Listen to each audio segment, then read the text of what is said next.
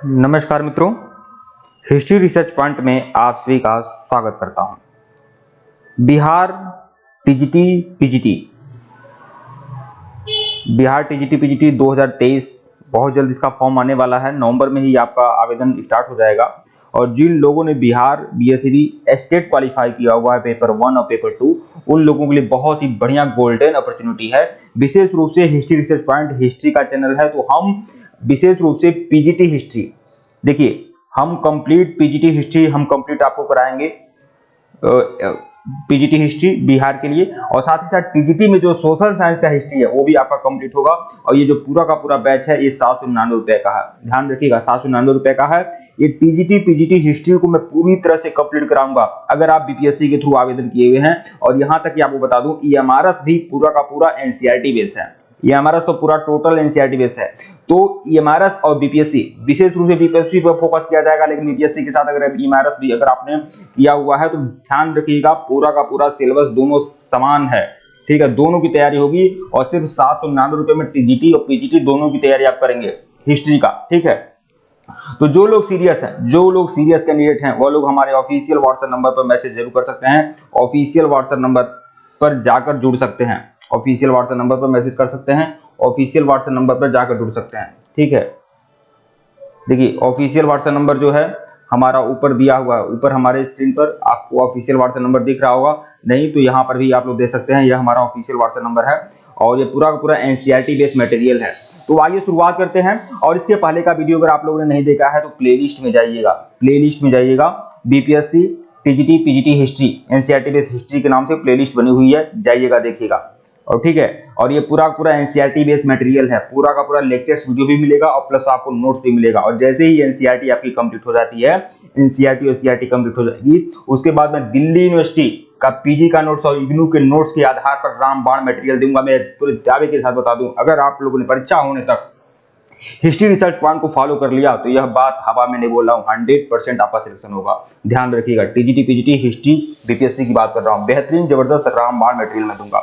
आइए शुरुआत करता हूं। और टेलीग्राम बिल्कुल ज्वाइन करिएगा, टेलीग्राम बिल्कुल ज्वाइन करिएगा, लिंक डिस्क्रिप्शन में है, आप सभी लोग टेलीग्राम जरूर ज्वाइन कर लें। टेलीग्राम पे जाइएगा, हिस्ट्री रिसर्च पॉइंट डालिएगा, टेलीग्राम पे जाइएगा, देखिएगा यह पीडीएफ में टेलीग्राम पे डाल दूंगा। अभी तक यह थोड़ा फ्री है और डेमो के लिए आप लोग जाकर देखिएगा। देखिए यह रामबाण नोट्स एनसीईआरटी एससीईआरटी डीयू और इग्नू के आधार पर है, जो आपकी सफलता को 100% सुनिश्चित करेगा, ठीक है। यह हमारा व्हाट्सएप नंबर है, मैसेज कर सकते हैं। केवल 799 रुपए में टीजीटी पीजीटी हिस्ट्री की कंप्लीट तैयारी कराऊंगा, ठीक है। जो लोग जूनियर के लिए आवेदन करेंगे, जूनियर के लिए क्लास लेना चाहते हैं, वो 599 रुपए का है, ठीक है। इसमें आपका जूनियर का पूरा तैयारी कराया जाएगा, कलावर का, ठीक है। आइए शुरुआत करता हूँ, ठीक है। आइए, यह जो पूरा का नोट्स है, यह पूरा जो नोट्स है आपका एनसीईआरटी बेस्ड मटेरियल है। क्लास 11th का चैप्टर है 3 महाद्वीपों में फैला हुआ साम्राज्य, यह आपका चैप्टर है। और चैप्टर को बहुत ही बढ़िया बेहतरीन ढंग से यह पूरा हैंड रिटन नोट्स है, इसको बहुत ही अच्छे तरीके से मैं समझा दे रहा हूं और साथ ही साथ इसका नोट्स भी आप लोग को उपलब्ध कराऊंगा। और जो भी लोग टीजीटी पीजीटी हिस्ट्री की तैयारी करेंगे, पूरी एनसीईआरटी ही नहीं, पूरी एनसीईआरटी एससीईआरटी ही नहीं, बल्कि दिल्ली यूनिवर्सिटी और पीजी का नोट्स और फिर इग्नू के नोट्स के आधार पर रामबाण मटेरियल दिया जाएगा। जो भी सर्वमान्य पुस्तकें हैं इतिहास का, उसका समग्र अवलोकन करने के बाद जो मटेरियल तैयार किया गया है, वह सब मटेरियल के आधार पर आपको सारे मटेरियल दिए जाएंगे, तो आपकी तैयारी बहुत ही धांकड़ तरीके से होगी। आइए शुरुआत करता हूँ। 3 महाद्वीपों में फैला हुआ साम्राज्य, यह एनसीईआरटी का चैप्टर है, 3 महाद्वीपों में फैला हुआ साम्राज्य। तो यह जो 3 महाद्वीपों में फैला हुआ साम्राज्य, ये जो इंगित कर रहा है ना, यह आपका रोमन साम्राज्य के बारे में बता रहा है, रोमन साम्राज्य के बारे में बता रहा है। रोमन साम्राज्य बहुत बड़ा साम्राज्य था, बहुत बड़ा विस्तार था रोमन साम्राज्य का। और यह रोमन साम्राज्य इतना बड़ा विस्तार था रोमन साम्राज्य का कि यह 3 महाद्वीपों में फैला हुआ था, 3 महाद्वीपों में फैला हुआ था रोमन साम्राज्य, ठीक है। पश्चिमी एशिया में, उत्तरी अफ्रीका में और यूरोप में, 3 महाद्वीपों में रोमन साम्राज्य फैला हुआ था। इतना बड़ा महान साम्राज्य रोमन साम्राज्य था, ठीक है। तो रोमन साम्राज्य की बारे जानकारी का स्रोत क्या है, रोमन साम्राज्य के बारे में हम कैसे जानकारी प्राप्त करते हैं। आप लोग जानते हैं कि किसी भी इतिहास को जानकारी के लिए स्रोत होते हैं ना, कुछ लिखित साक्ष्य होते हैं, कुछ विदेशियों के विवरण होते हैं, कुछ पुरातत्व सामग्री होती है, जैसा कि आप लोग पढ़े हैं पुरातात्विक सामग्री, ठीक है, लिखित साक्ष्य, ठीक है, विदेशियों का विवरण, रचनाएं, मुद्राएं, यह सब जानकारी के स्रोत होते हैं, इतिहास की जानकारी के स्रोत। तो रोमन साम्राज्य, जो इतना बड़ा रोमन साम्राज्य था, इसकी जानकारी का स्रोत क्या है? और देखिए यह बहुत बड़े साम्राज्य पर फैला हुआ, बहुत बड़े क्षेत्र पर फैला हुआ साम्राज्य था। 3 महाद्वीपों में यूरोप के अधिकांश भाग इस साम्राज्य के अंतर्गत आते थे, साथ ही साथ पश्चिमी एशिया, मतलब एशिया का पश्चिमी भाग, और साथ ही साथ अफ्रीका महाद्वीप का जो उत्तरी भाग है वह इसमें शामिल था रोमन साम्राज्य में। अब रोमन साम्राज्य की जानकारी के स्रोत क्या है? तो इसका क्या है? पहला पाठ्य सामग्री इसका जानकारी का स्रोत था, और दूसरा भौतिक अवशेष। अब पाठ्य सामग्री में कौन कौन से थे? तो पाठ्य सामग्री में वर्ष वृत्तांत। देखिए जो बड़े बड़े विद्वान हुआ करते थे, ये पूरे वर्ष की घटना के बारे में कुछ लेख लिखा करते थे, तो वर्ष वृत्तांत से रोमन साम्राज्य के बारे में जानकारी होती है। जैसे आप भी जानते हैं कि बहुत सारी मैगजीन आती हैं, जैसे आपको एक तरह से बता दूं, आप प्रतियोगी परीक्षा की तैयारी करते हैं, बहुत सारी मैगजीन आती है जो एक वर्ष का पूरा घटनाक्रम के लिए मैगजीन निकालती है। तो क्या है? ये वर्ष वृत्तांत ही तो है। तो उस समय में भी जो बड़े बड़े विद्वान हुआ करते थे, वह एक वर्ष में रोमन साम्राज्य में क्या हुआ उसका वृत्तांत निकालते थे। तो वर्ष वृत्तांत के आधार पर रोमन साम्राज्य की जानकारी मिलती है। और साथ ही साथ पेपराइस, ये पेपराइस क्या है आपको बता दूं, पेपराइस लेखन सामग्री है, लेखनी है, ठीक है, लेखन सामग्री है पेपराइस, ठीक है। जैसे कि आप भोजपत्र जानते हैं ना, भोजपत्र पर पुराना जो भी कुछ लिखा गया है, भोजपत्र पर लिखा गया है, तो वैसे ही पेपराइस है, पेपायरस है। यह देखिए पेपायरस का जो पौधा है, यह आप लोग गांव देहात के क्षेत्र के होंगे, जो पुराने लोग होंगे, आमतौर पर हो सकता है आप लोग न जानते हों, लेकिन आप लोग अपने घर में पूछिएगा, पुराने लोगों के पास पेन नहीं हुआ करती थी, वह स्कूल में पढ़ा करते थे, तो उनके पास पेन नहीं हुआ करते थे, तो वह क्या करते थे, सरकंडे के जो पौधे होते थे उससे पेन बनाते थे। कई जगह उसे नरकट भी कहा जाता है, नरकट या सरकंडा, ठीक है। उससे लेखनी तैयार करते थे, पेन तैयार करते थे, कलम, उससे लिखा करते थे। तो पेपायरस भी एक पौधा था जो नील नदी के किनारे पाया जाता था, और इसे लेखनी तैयार की जाती थी और उस पर लिखा भी जाता था, ठीक है। तो यह भी जानकारी का स्रोत था। तो यह पाठ्य सामग्री थी, ठीक है। अब भौतिक अवशेष, इमारतें, जो रोमन साम्राज्य में इमारतें मिली हैं, जो बर्तन मिले हैं, जो सिक्के मिले हैं, इससे भी क्या है, रोमन साम्राज्य की जानकारी की, इतिहास की जानकारी मिलती है। तो यह 2 बड़े स्रोत थे। अब देखिए वर्ष वृत्तांत के बारे में आपको बताया हूं, वर्ष वृत्तांत के बारे में थोड़ा सा अच्छे से देख लेते हैं। समकालीन व्यक्तियों द्वारा, समकालीन जो व्यक्ति हुआ करते थे, समकालीन जो विद्वान हुआ करते थे, उनके द्वारा प्रतिवर्ष लिखे जाने वाले इतिहास के ब्यौरा को क्या, इतिहास के जो ब्यौरा होते थे उसको क्या कहा जाता था, वर्ष वृत्तांत कहा जाता था, ठीक है, वर्ष वृत्तांत कहा जाता था। स्पष्ट हो रहा है ना जो कुछ मैं लिखा हूं? हो सकता है मेरी राइटिंग अच्छी नहीं है, नोट्स बनाने का प्रयास किया हूं अच्छे तरीके से आपको बताने का, ठीक है।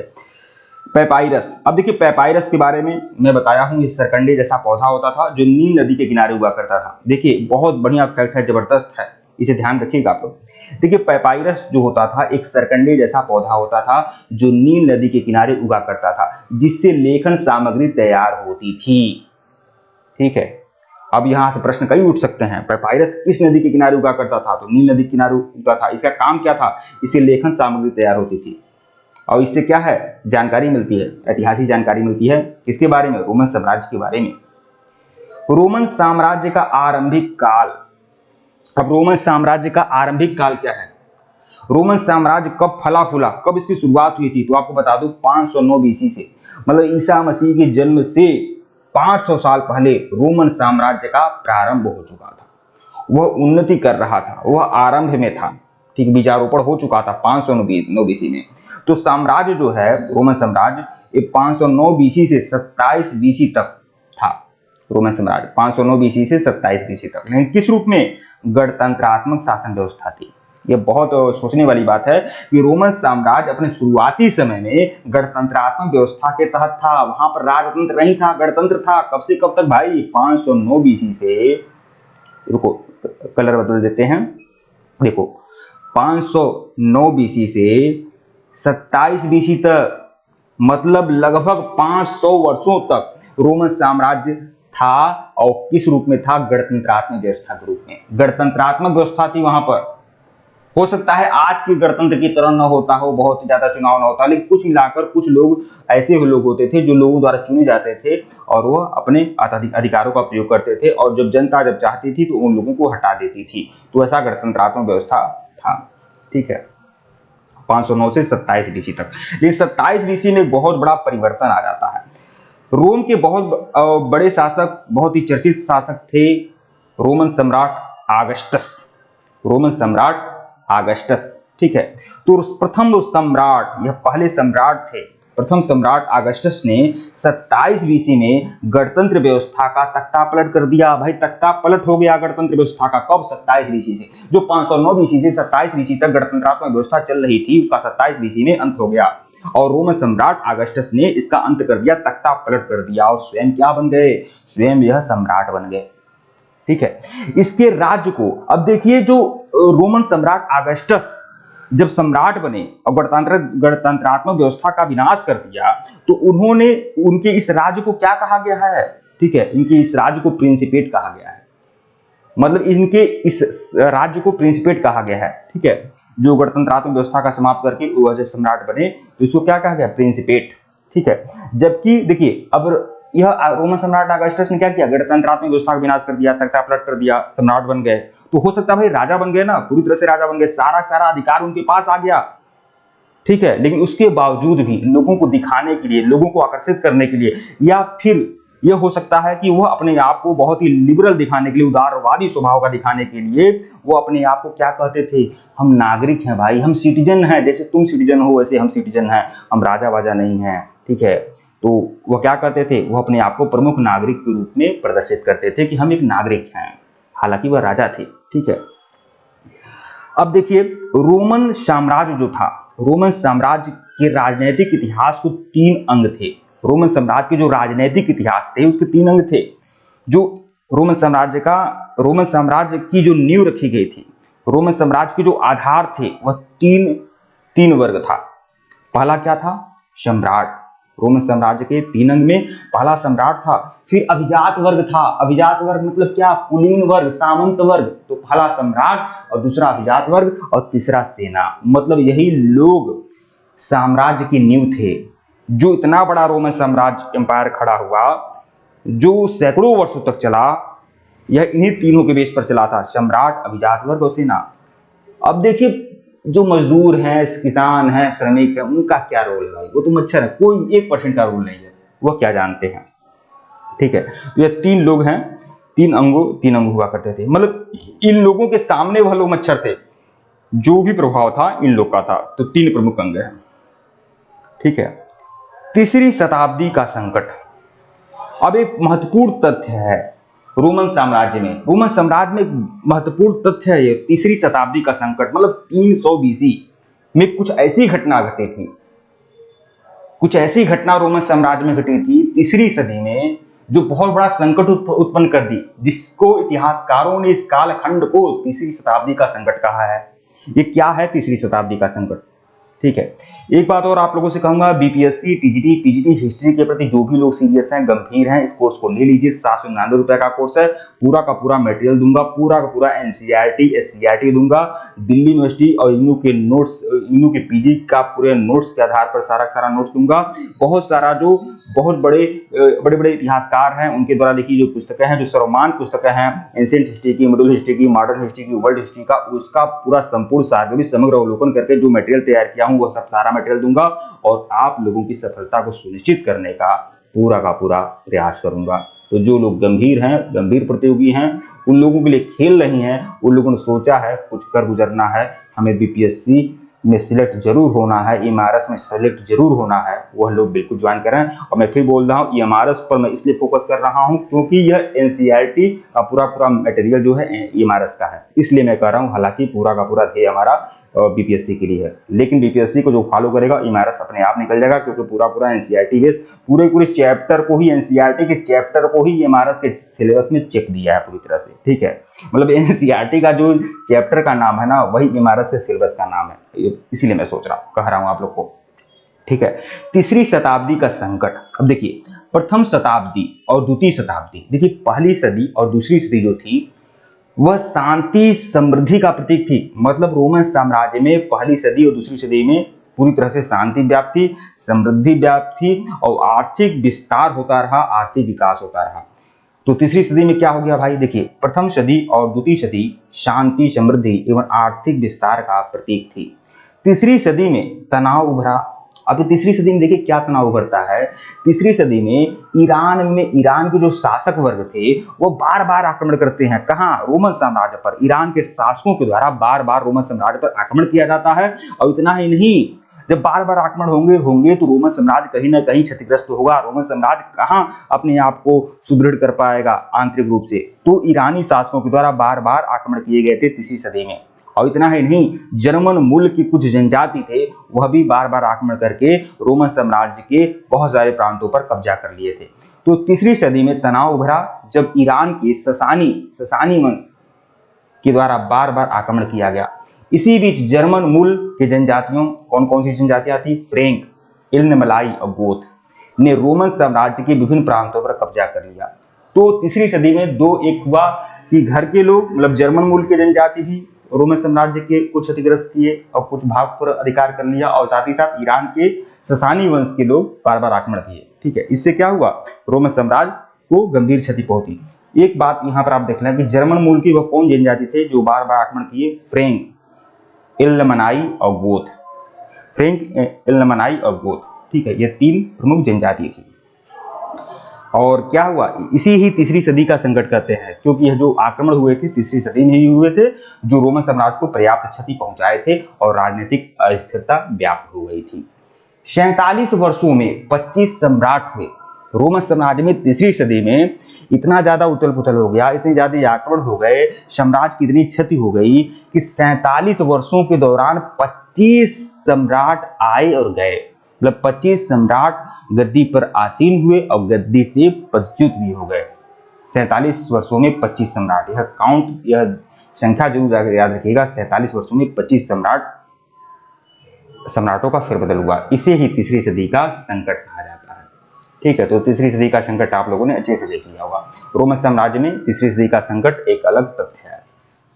अब देखिए, रोमन साम्राज्य में लिंग, साक्षरता और संस्कृति, मतलब रोमन साम्राज्य में लिंग की क्या स्थिति थी? मतलब लिंग भेद था कि नहीं, लिंग के साथ समानता थी कि नहीं।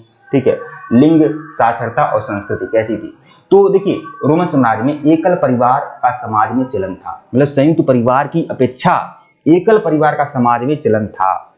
ठीक है, मियाँ बीवी, एक या दो बच्चे, इस तरह का पारिवारिक अंग था। मतलब माता पिता से वैवाहिक जीवन के बाद, विवाह होने के बाद माता पिता से लोग अलग होकर रहा करते थे। तो एकल परिवार ऐसे है। तो एकल परिवार का समाज में क्या था? चलन था रोमन साम्राज्य में।